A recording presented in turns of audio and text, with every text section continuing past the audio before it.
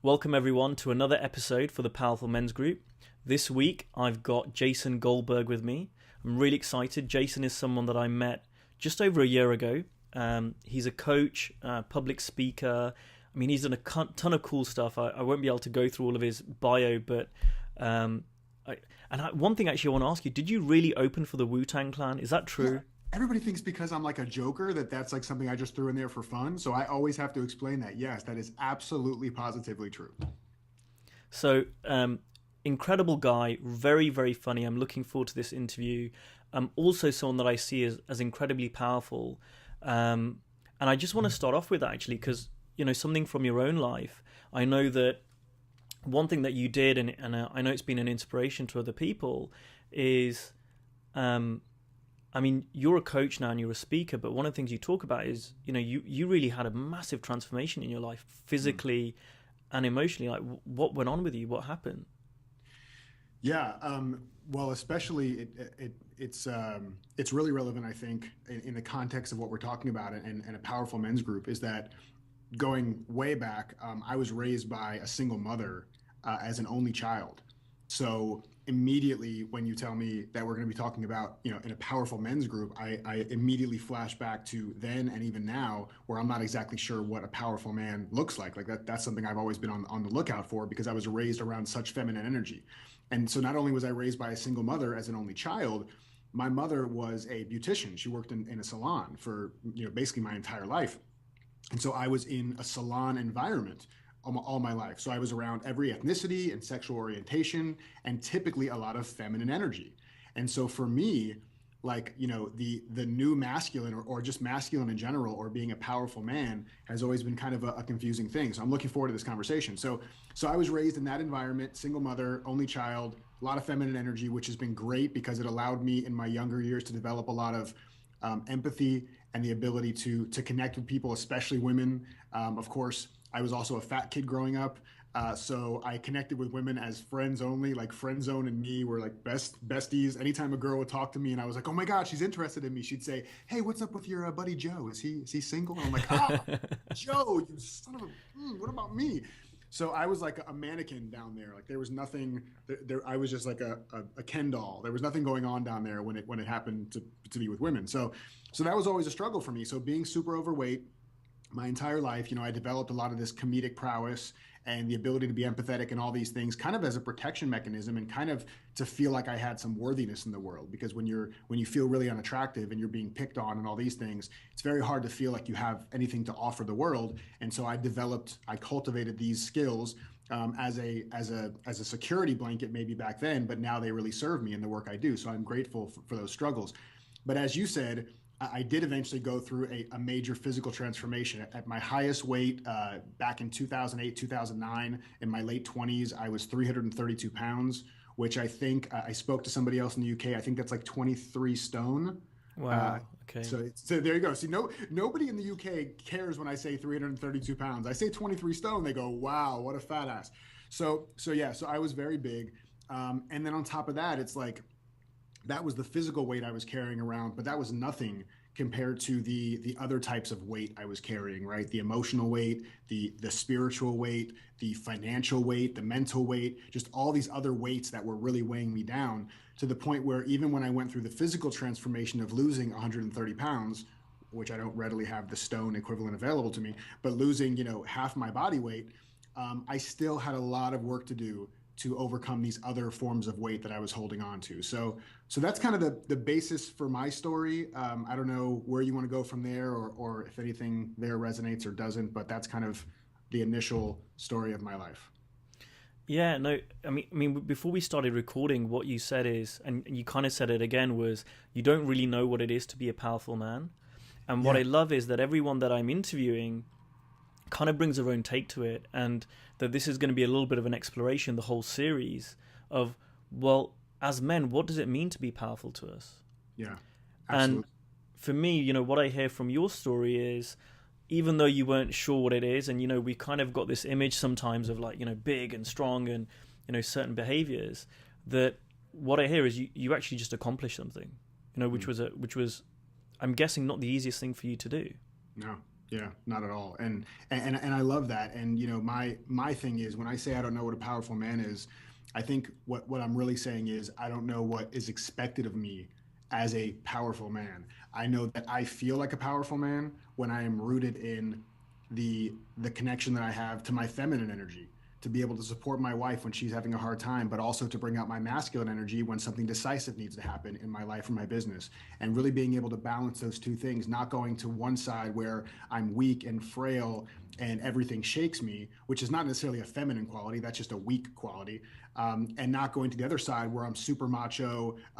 Everything that happens that has a man touching another man is gay, and like just all these like the extremes that you see of being alpha masculine or alpha feminine, if that's even a thing.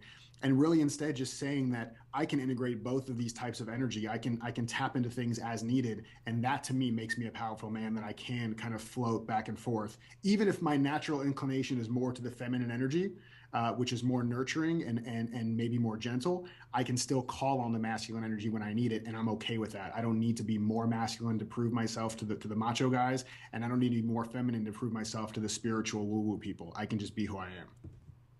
Well, that really seems to be the crux of it, isn't it? It's about really being who you are. And I think in a weird way, everyone, I guess it's not a weird way, I guess it makes a lot of sense that everyone that I've interviewed has kind of been pointing to that same thing. Mm. Like being a powerful man is a very personal thing, Mm. and it's really something that we've got inside us, and it's just about being okay with that. Yeah, yeah, yeah. It's about So, having the power to admit that however powerful man is defined for me doesn't need to be validated by anybody else. so how did you go? Because like, were you born like that? Did you know that from a long time ago? Has this kind of been something that's been a gradual realization for you? Yeah, I think it is continually a realization for me. I don't think I'm done, because even being who I am in some situations feels super comfortable, and then being who I am in other situations, it still feels like, is it okay to be who I am? Do I need to maybe flex a little bit more this way because of the people that I'm with? And I think that comes. Not just from our upbringing and from what we see and from what people tell us, but especially in the professional world. And I know both of us have a corporate background before we became entrepreneurs.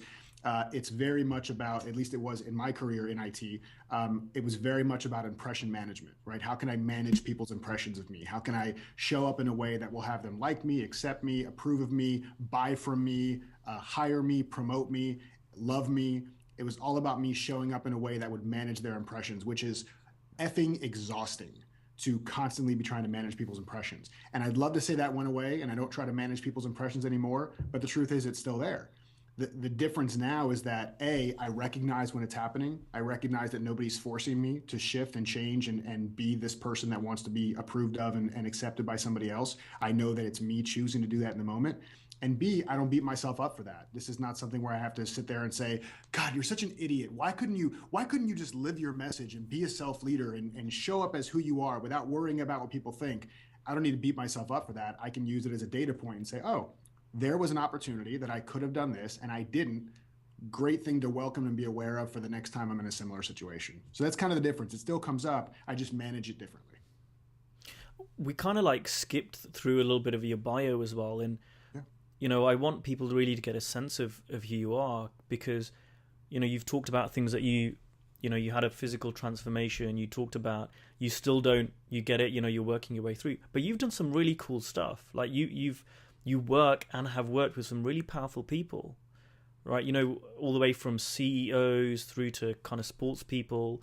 You've done trainings for thousands of coaches. Mm-hmm. you know um I think you're being a little bit modest is what I'm saying so far. Yeah, no, I mean it's been wonderful. I mean, I've had a lot of great opportunity that I believe that I've created for myself, but also that I've been blessed to be exposed to certain people and certain opportunities. So yeah, I've been able to speak, across the globe and be on amazing stages. I spoke last year at Awesomeness Fest in Costa Rica, which is a huge deal for me because I'm a huge fan of Mind Valley and the work they do. So that was a big dream come true. I do have a program called the Master Circle with the EverCoach organization, which is a part of Mind Valley that is published to 75,000 coaches, and I have the Not So Serious Life with Steve Chandler, who we both know. Has Steve been on the show? Not yet. Okay. got to get him because he's a new kind of powerful man. So doing that, and actually next Saturday, I don't know when this will come out, but next Saturday I am doing my first TEDx talk. So I'm really excited about that. So yeah, a lot of fun stuff and a lot of great opportunity. I had a couple other startups before I became a coach. I had a transportation startup that was really fun that I ran for about a year before it completely went belly up and failed, and I lost tens of thousands of dollars. And then I had another startup that I launched in cooperation with NASA, which in the States is the shuttle program and the Space Administration here. And we are that company's still around. We're commercializing technology from the space shuttle program to sell to the private sector and to the Department of Defense. And so that was another fun thing. But being in this element where I can perform and hopefully inform and hopefully activate something within people so they can transform themselves, that's where I find the most joy. That's where I have the most enthusiasm, and that's what I try to do as often as possible now. So you must have worked with, I guess, what the outer world would see as powerful men, like CEOs and people at top of their game. Yeah. Outwardly people say, okay, that's a powerful man. What sort of themes did you find? What did you find, either qualities that these people had or maybe something that people didn't see? What were some of your insights from working with those kind of people? Yeah, my insights is that they're no different than anybody else. Their challenges may outwardly affect more people if they are the head of a company or they're the face of something or they have a large contingency of followers. Their challenges may look like they are affecting a greater number of people, but at the core of it, it's all about wanting to have permission is what I've seen. Like these people just want permission to be who they are and to struggle and to fail and to suffer and to get over the suffering and to be okay with who they are while also still wanting to grow. They don't want to give up their ambition and desire. They just don't want it to run their lives. And so I think the themes are kind of universal. I think it's a human thing as opposed to a positional thing, if that makes sense. So do you believe that anyone has a potential to be a powerful man? And if so, what can people do about it? What if someone's listening to this and saying, oh, okay, this guy talks to CEOs and whatever, either I don't have the potential, if I do, how do I harness that? Yeah, I don't know why I would have the potential or the credentials to talk to a CEO. So if I don't have that, anybody else could be doing it too. But I think the first thing is to define for you what makes you feel like a powerful man. And I think you'd even take the word man out of it. Like what makes you feel powerful on the inside? What makes you feel like you are in control of your mind, your body, your spirit? What is it that makes you feel like you can really truly own the circumstances that you're in, that you feel confident or you feel courageous or you feel brave or you feel bold? And there may just be glimpses of it. Maybe it's not something that happens all the time. Maybe you've just seen glimpses. You sit there and you meditate on the question, when have I felt the most bold or most courageous in my life? And really get back to that place and see what was it about that situation that had you show up courageously. And I think if we can see when that's already happened for us, those are the clues on how to become powerful on a more regular basis, right? It's all very systemic. It's not some woo-woo airy-fairy thing that you meditate for 6 days and all of a sudden you're powerful, or you take a certain course and all of a sudden you're powerful. I think everybody that's listening to this has been powerful. They've all seen glimpses of being powerful men. So it's about getting back to the place of where you felt powerful and saying, what was it about me? How was I showing up in that moment that made me feel powerful? And how do I tap back into that on a more regular basis, even 5% more than I'm doing right now? Does that make sense? So what you're saying is building on success. Find out somewhere that you've been successful and build on that, rather than kind of beating yourself up about places that you're struggling with right now. Absolutely, yeah. It's never. I think one of the big things that, and I think we may have talked about this before in person or in some aspect, is that it's not an on or off thing. You're not powerful or not powerful, right? You're powerful, and there's like a dial, right? So maybe you're typically powerful at like a 2 or a 3.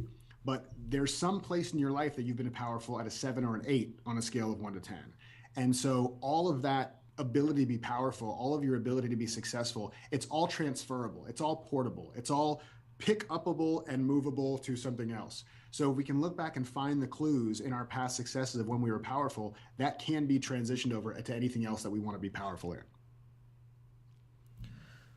Okay. I mean, that's quite different to what some other people would say, right? Like, I remember listening to someone last year and he was saying, well, find the areas that you're weak in Mm-hmm. and you need to have a balance across where you're at. And some people will overcompensate. So if you're powerful in an area, ignore that and balance yourself and have all of your areas kind of at a decent level. And I've heard other people say, no, the opposite, which is focus on your strengths, and it's better to be really, really good at one or two things than it is to be average across the board. Where do you sit with those two views?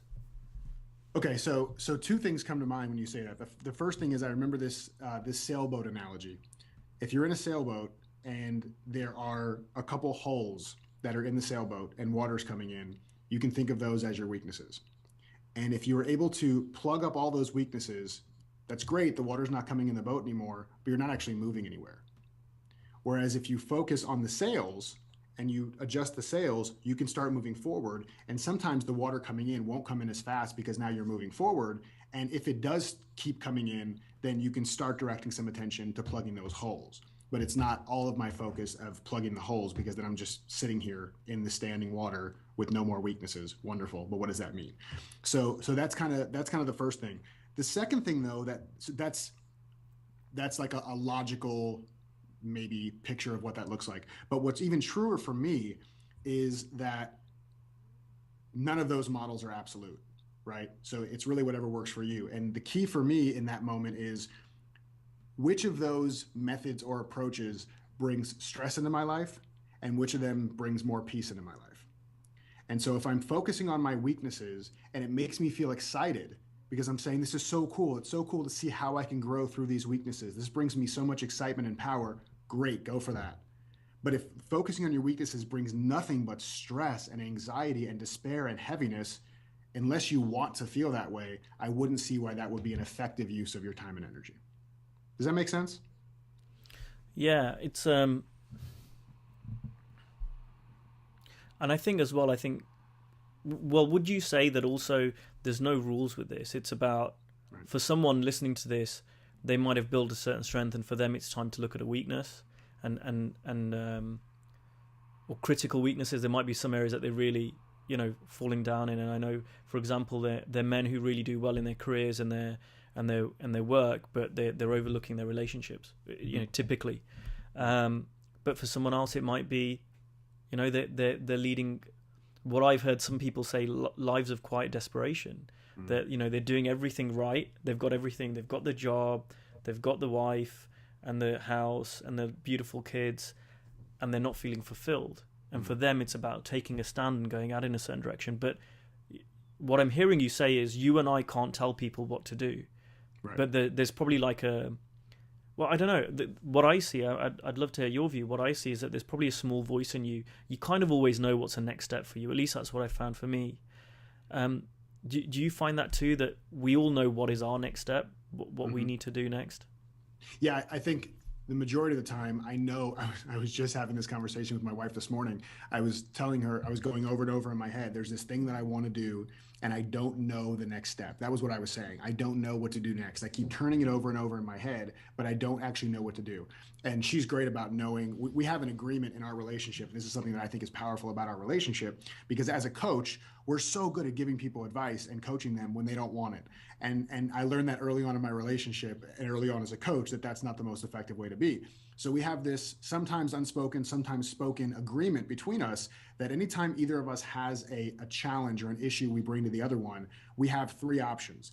I can either, like for her, if she comes to me with an issue, I can fix it for her, I can help her find the answer for herself, coach her, or I can just sit there, shut up and listen and just be there for her. And so in this particular situation this morning, it was the shoe was near the foot, and all I wanted her to do was listen. She wasn't there to give me any advice. She was there to listen. And so I'm going over and over, back to what we were talking about now. I'm going over and over, like, I got it. I want to do this thing, and I just don't know what the next step is. And as I'm thinking about it and turning it over in my head and making excuses that, well, the reason I'm not figuring it out is because I just keep going over and over in my head, what really came out was, oh, if I make a decision about what this thing has to look like, then I'm afraid it means I actually have to go do that thing now. So to answer your question, yes, I think we always know what the next step is. I think we just have a louder commitment and a louder voice telling us if we actually take that step or decide to take that step, we're going to be met with some kind of resistance. So it's important, I think, to challenge and inquire those beliefs as they come up so that we can know the step and then actually take the step. So have you got any examples of that for you, like in the past, of where you've known what the next step is, but it's looked a bit scary or something, and what happened with you? Yeah. Well, I mean, I'll tell you the example that happened this morning. So I was talking to my wife about the next iteration of a show that I'm working on. This could potentially be a television show or a web-based show, and I was struggling around the delivery method and kind of the setup and like some of the physical stuff, like the actual set design and all these things, and making a decision. And I just couldn't figure it out. But is it supposed to be this? Is it supposed to be web-based? Is it supposed to be modeled directly for a certain brand to pick it up? Like all these questions turning over and over in my head that I thought were the issue.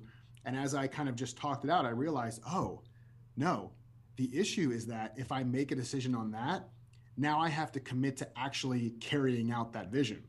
And there are other people who are involved, which means now when I figure that part out, I have to sit down with them. And when I sit down with them, I'm going to have to commit to actually dedicating time, energy, and resources to making this happen.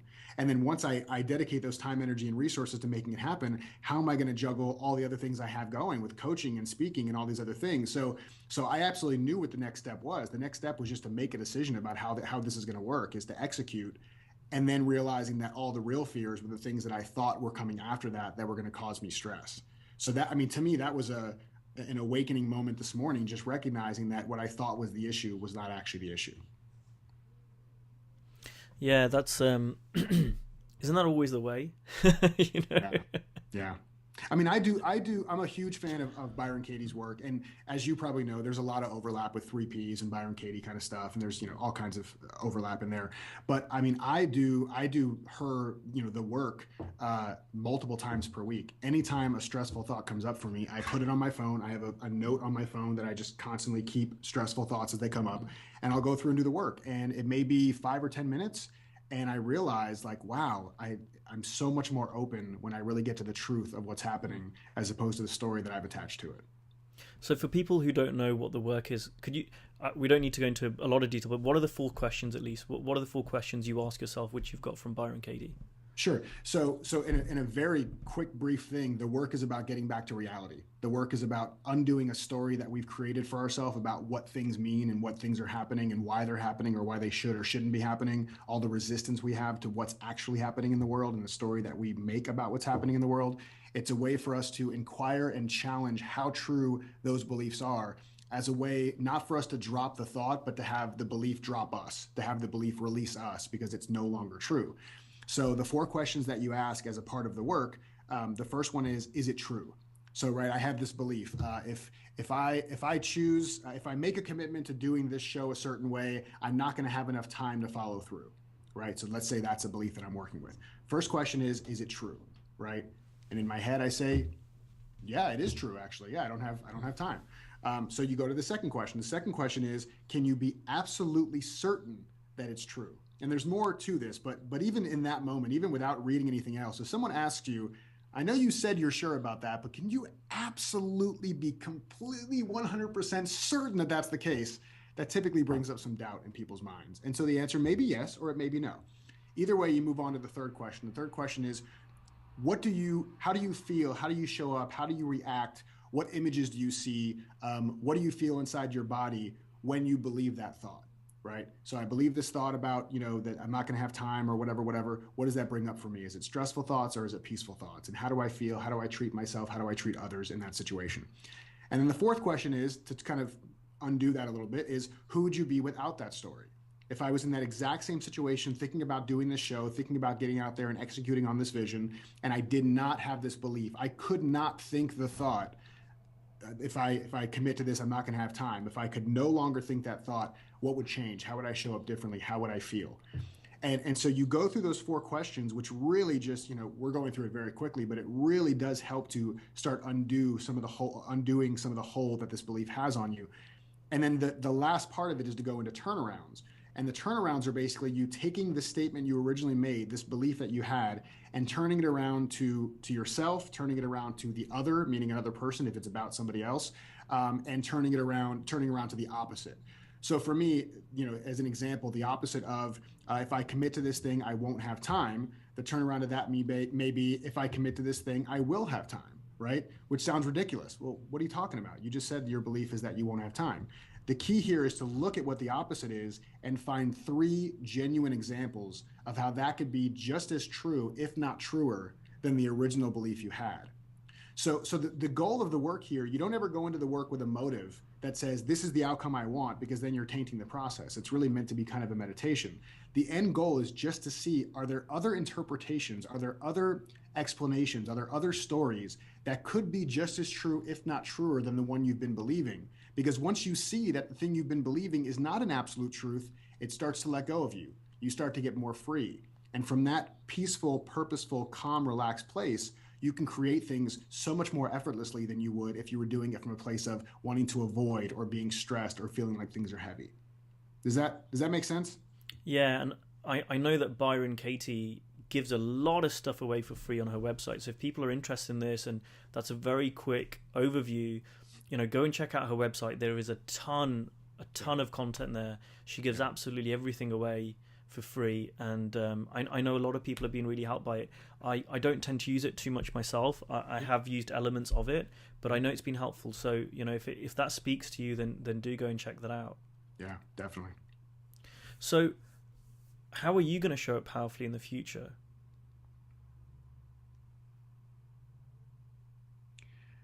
When I think about the next iteration of power in my world, there's actually a word that I've just been really just linked to recently. It just keeps showing up for me. It keeps showing up for my clients, and it keeps showing up as really my opportunity. And it's the word courage. For me, courage resonates more. To be a courageous man resonates with me right now more than being a powerful man. Because I'm seeing more and more that the answer to issues with time management, with picking the projects that I'm involved with and not involved with bringing all of myself to difficult conversations, either with friends or family or clients, with growing myself and pushing myself to my edges, it's all about how much courage I'm willing to bring. And so for me, it's kind of a moment by moment choice to say, in this moment, if I was truly courageous, how would I show up? And so for me, that is how I'm trying to show up more powerfully in the world now, is to show up with just a little more courage than maybe I would have in the same situation a week ago, a month ago, a year ago. What's really coming across for me, Jason, is, and what I'm getting a sense from you is that for you, your power doesn't come from, externally looking a certain way or being fearless or anything else. It sounds like your power is coming from courage. Your power is coming from, I'm kind of imperfect. This is how I am, but God damn, I'm going to take some steps. I'm going to move in this direction, and I'm going to fail, and I'm going to learn, but I'm going, like you say, it's the sailboat analogy of you really sound like a guy who's moving forward in life. You don't sound like a guy who's sitting still. Yeah. Well, I appreciate that. And part of that is also to set an example. I mean, we have a huge, well, I shouldn't say we have a huge responsibility, because it's not our responsibility, but I feel like we have a huge opportunity as people who are coaches or people who are in personal growth or have people who follow them at all, to not just be a talking head mouthpiece for transformation, but to actually set an example in all of its flaws and in all of its beauty and in all of its pain, to really set an example for that. And so I almost feel like it's almost like I'm in a good way contractually obligated to the world, contractually obligated to the universe to try this stuff out. Because if I'm not willing to do it for myself and set an example, how could I ever expect anybody else in my world to do that? Yeah, and I think that's the only way I think that people are successful as speakers or coaches. It's not really a case of do what I say, and I get teased by my sister sometimes, like your job is just telling people what to do.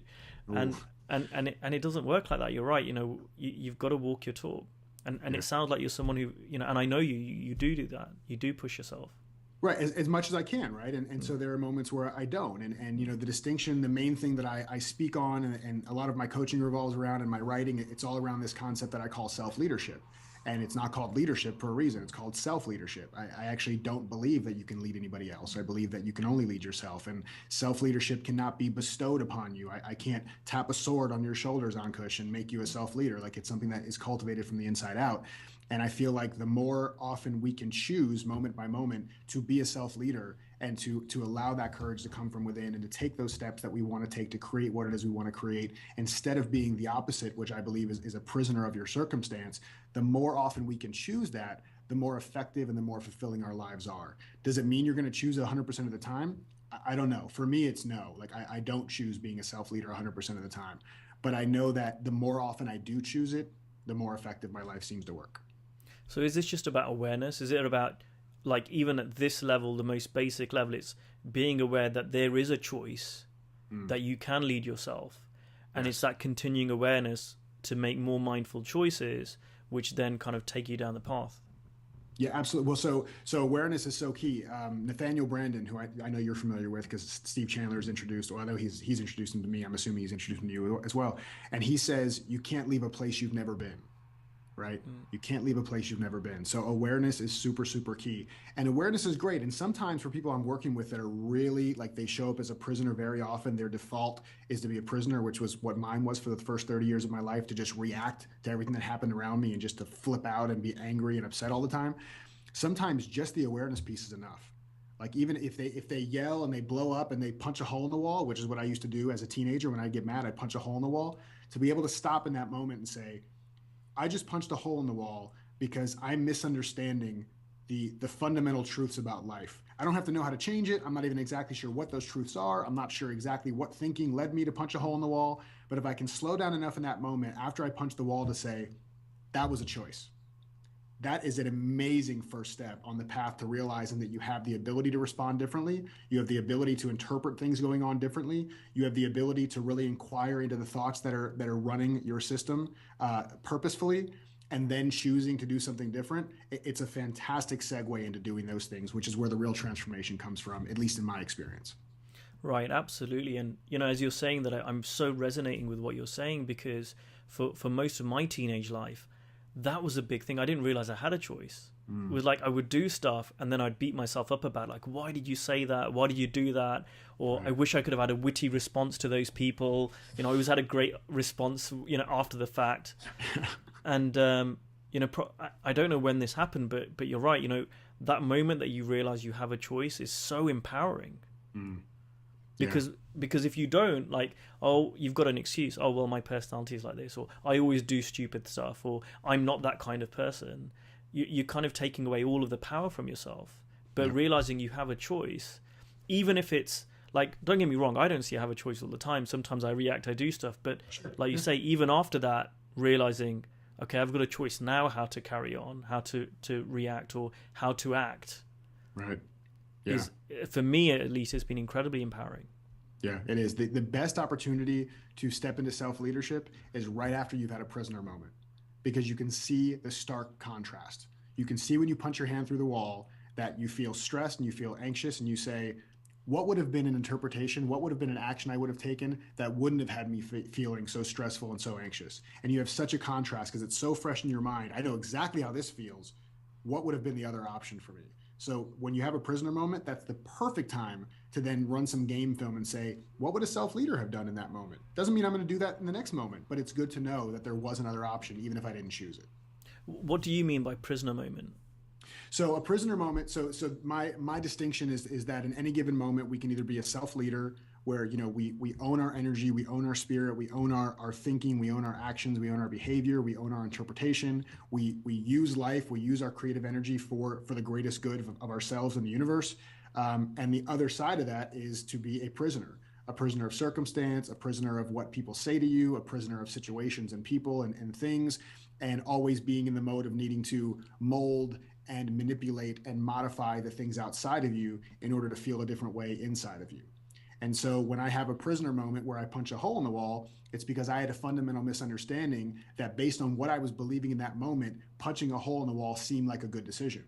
Well, if I had believed something differently, then I wouldn't have done that, right? We act based on what we believe. So if in any given moment I can say, what do I believe about this situation?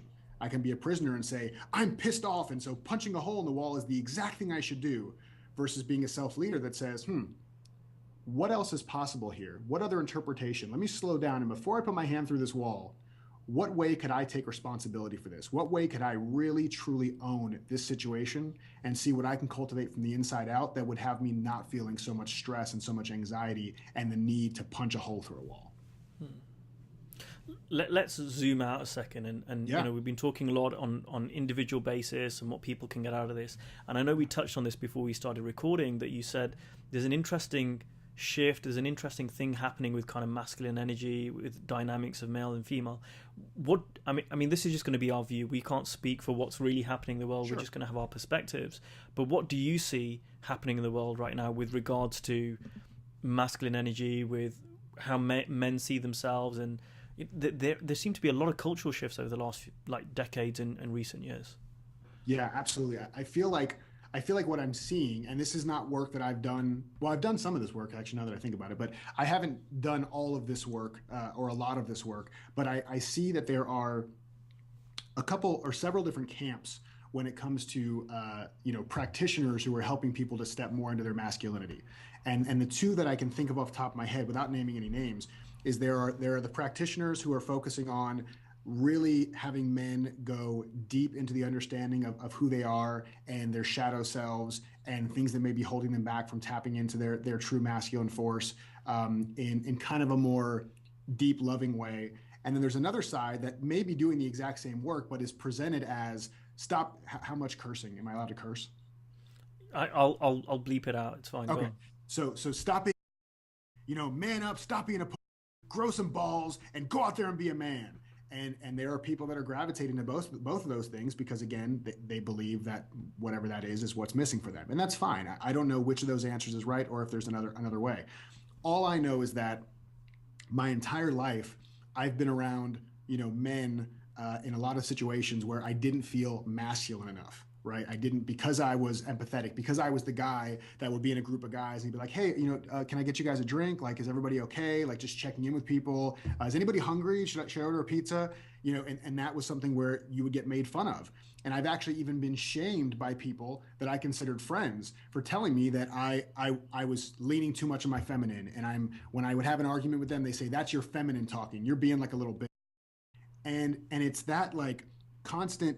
And so I don't have an answer. So my struggle and my inquiry myself is how much of what they're saying is something I can take and use? Because if somebody says something to me, I need to hear it. Either it's because there's something that I'm missing, or it's because it's a chance for me to step into my own power of what I truly believe. So I don't want to shut down when people tell me, stop being a pussy, man up, because then I can think to myself, well, is there a situation where I could have been standing in my power and I didn't? Or I can say, nope, I feel good about being exactly who I am. So for me, it's just this kind of constant back and forth, figuring out what does masculinity mean for me? And can I be this caring, loving, empathetic person that would take a bullet for my wife, but still wants to curl up and cry and watch a romantic comedy with her? So, kind of going back to the bigger picture, what do you see? I'm asking everyone this because I don't know the answer, but yeah. What do you think is possible for men? On a bigger level, what is possible for us? I think anything that makes us feel good about the way we show up, and this is not. I have to be careful with this, or I want to be careful with this, because I'm not saying that there's not value in growing or stepping outside your comfort zone of what masculinity means for you. I'm not saying that. But what I am saying is that for someone like me who really values the feminine energy that I have, what I think is possible is to be in a group of men who support each other as men, where there's a sense of brotherhood and there's a sense of support and there's a sense of challenge when things are not, when maybe somebody is BSing and telling a story. But that at the end of the day, it's really about loving that person unconditionally and showing them the empathy and the compassion and the support that you would expect from anybody who loves you. So I think that those two things can be balanced. And I would love to, at one point I've even thought about creating that for myself, and not as a program where people would pay, but there are certain people I've actually made a list of that I'm like, I'd love to invite that person into like a small men's circle, just so I can see if it's possible to have other men like me that can challenge each other from a place of love and support and not feel like weak feminine, weaklings or whatever, for lack of a better word. Yeah, no, I so resonate with that, because that's in not in that same way, but we're trying to do something like that with our group. And I know we literally had someone this morning say, I'm so grateful for this group because I can share stuff here. and not be shamed or like, you know, just man up about it, and at the same time not also do the other extreme, which is like, oh, okay, don't worry, it's going to be okay, because there is something about, okay, now own it, you know. And I know you talk about ownership, and I know Steve talks about this too, but could you talk a little bit about ownership as well, because I think that's quite an important piece as well. Yeah.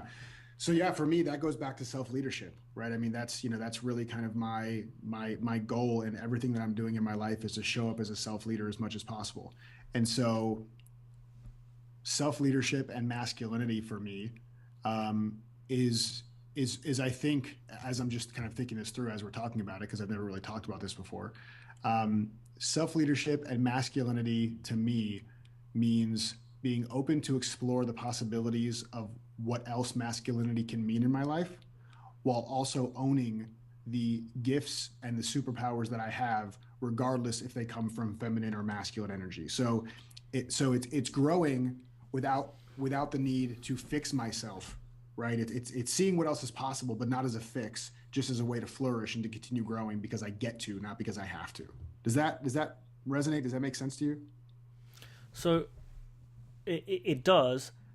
So one thing that I'm curious about is, like, sometimes for me it's really difficult to see it sometimes. So what would you say to someone, and again we're coming back to awareness and stuff like that again, but how have you seen it, or how would you advise other people to see it, to see where, you know, where they're not being owners in their life, where they're not taking self-leadership, where they're not maybe as aware as you are? Yeah.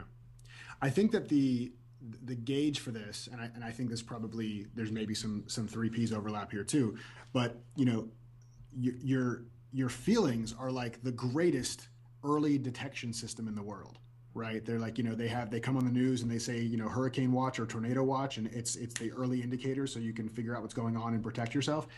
And I feel like if there's ever a feeling where I'm around, let's say I'm around a group of men, and I immediately start feeling this stress and this despair that, am I showing up manly enough? Am I doing the thing that makes me look like I'm a part of this group?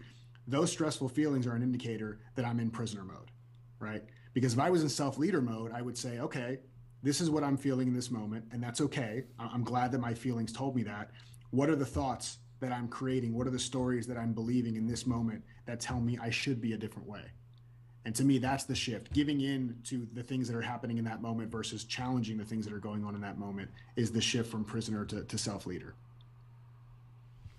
So just, I guess, one final question, because we're getting ready to wrap up.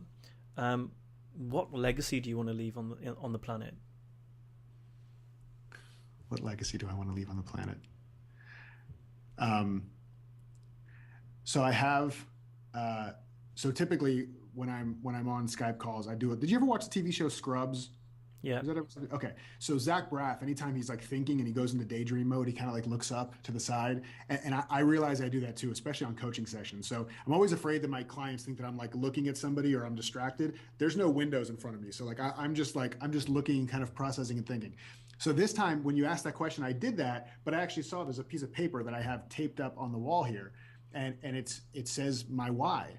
And so can I read that to you real quick? Sure. Is that okay? Okay. So it says, my why says to live and perform in a joyful, humorous, excited, inspired, fun, enthusiastic, sincerely devoted, and not so serious way, to feel all those things for myself and to give others permission to do the same in their own lives, and to set an example of that for others in their world, right? To make people smile, laugh, and share in the excitement of what makes them feel lit up, hopeful, optimistic, and energized. So if I can leave this planet knowing that I made people laugh and made people think, that they had some experience of ha-has and ahas in their experience of me, I'm set, man. I'm good. Awesome. Thanks. Just finally, if people want to find out more about you, how can they do that? Best place to check me out is on my website. It's thejasongoldberg.com. I know it sounds like I'm a pretentious ass. jasongoldberg.com wasn't available, so it is thejasongoldberg.com. And I hang out a lot on Facebook, and I made it really easy to find me on Facebook. If you go to www.facebookjason.com, it'll redirect you to my Facebook page, which is kind of easy and fun. So those are the two places I hang out. Please feel free to continue the conversation, and if self-leadership sounds like something that you're interested in, I'm happy to point you to some resources and things that may help. Fantastic. Thank you so much for being on the series, Jason. It's been great talking to you. I love this conversation, and I'll see the listeners next time. Yeah, and real quick before we cut off here, can I say one last thing? You can say one last thing. One last thing. I love the interview you did with Amir, and although he made me sound very funny, I don't remember calling you the other brown guy. So I just want to go on record and say I think he's projecting that. I did say you were amazing. I do not remember calling you the other brown guy, but if I said it, that's pretty damn funny. That's all I wanted to say. Cool. Thank you very much, Jason. Thanks, man.